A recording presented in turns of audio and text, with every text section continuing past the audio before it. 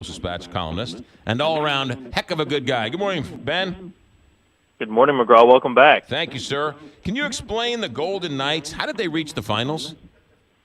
Well, they have a, a roster that was more or less built upon the backs of other teams that didn't choose to protect those players. Now, the expansion rules changed a bit, but for folks who are now trying to say that maybe they have a better team than people think, nobody in the league wanted that team when it started. So for that, I think it's an example of good coaching.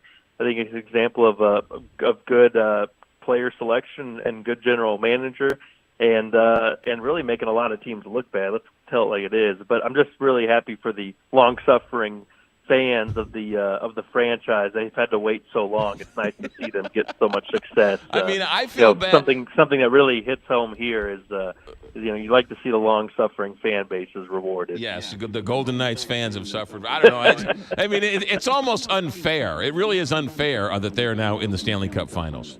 It's pretty crazy. I do feel happy for Ryan Reeves, though, and I think a lot of Blues fans are rooting for Vegas because of Ryan Reeves. He was so beloved here, and to see him getting a chance is really awesome. He will join the long list of former Blues who won a Stanley Cup after leaving the Blues. Yeah. Have we seen the end of Adam Wainwright in a Cardinal uniform? Maybe as a starter. Because these young guys are coming and they're pretty good. I mean, you saw Jack Flaherty yesterday dominate. Alex Reyes is just had a historic rehab start in Springfield.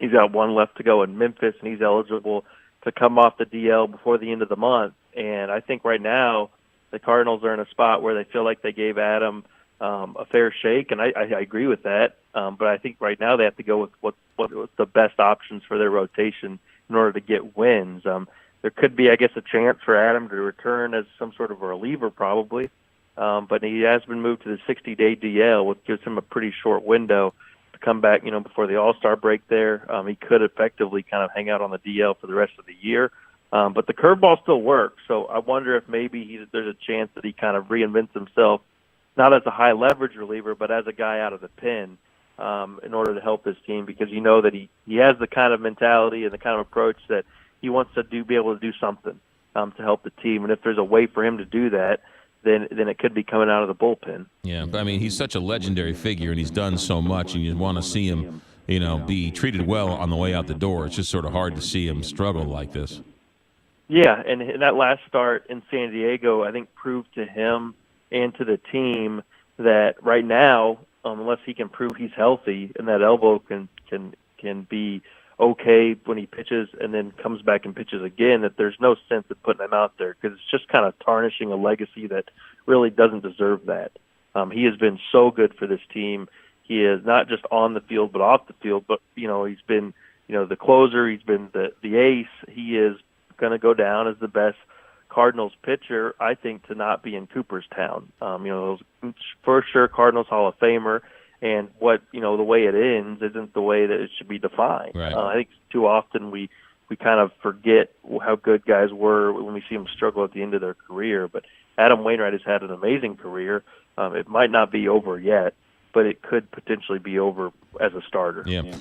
Here come the young guys. Jordan Hicks throwing 105. Alex Reyes, right? This youth movement makes you and me look pretty foolish as to us wanting them to sign Lance Lynn in the offseason.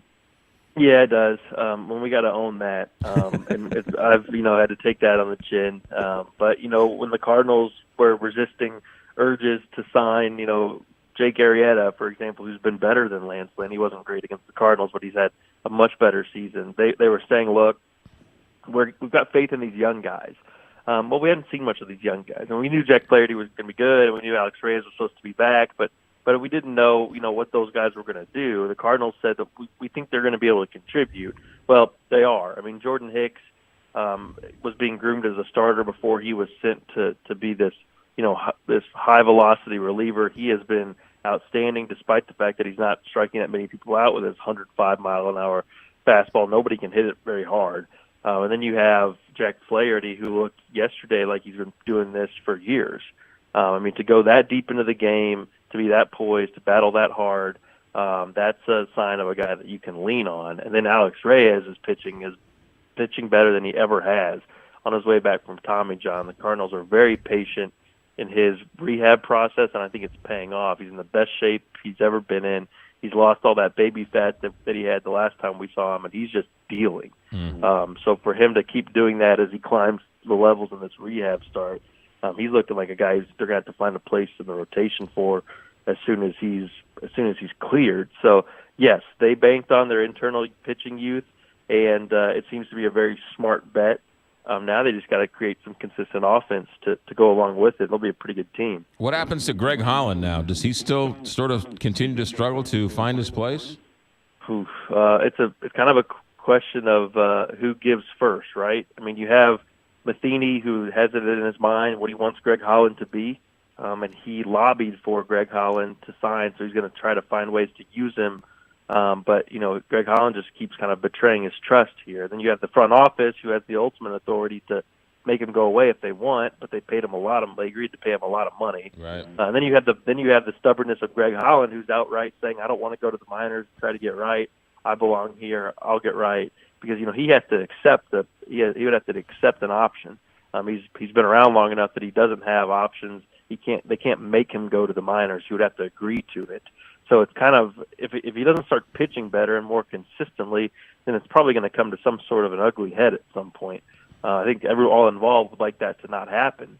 But when you keep putting him out there in the eighth inning and you're losing games because of it, they're going to have to change the way they use him and really make him prove that he deserves to be in any sort of game-changing situation, because he just can't put 3 or 4 good appearances together. The bottom always seems to drop out on the third or fourth one. Yeah. All right, Ben Frederickson, last question for you. You have any insight and want to break some news here on who the new name of the Scott Trade Center is going to be? No, man. I will be tuning in with everyone else on the live stream here. Hopefully this one sticks, because it gets a little awkward to change the venue's name so at time to time. It makes it a little bit harder to kind of form a legacy, I think, but hopefully this one sticks is my only Who would have thought that the Scott Trade Center would have more names than Riverport? Right? No kidding, man. Maybe it'll be the Riverport Dome. We'll just throw that on there. I'm actually rooting for the Square Center after Square, right? Their world headquarters, right? What a cool name, the Square Center. I don't know. Maybe Amazon. Oh wait, never mind. There you go. Ben Fred, STLtoday.com, and with us on Mondays and the Sports Guys at Night. Ben, have a good week. Thanks.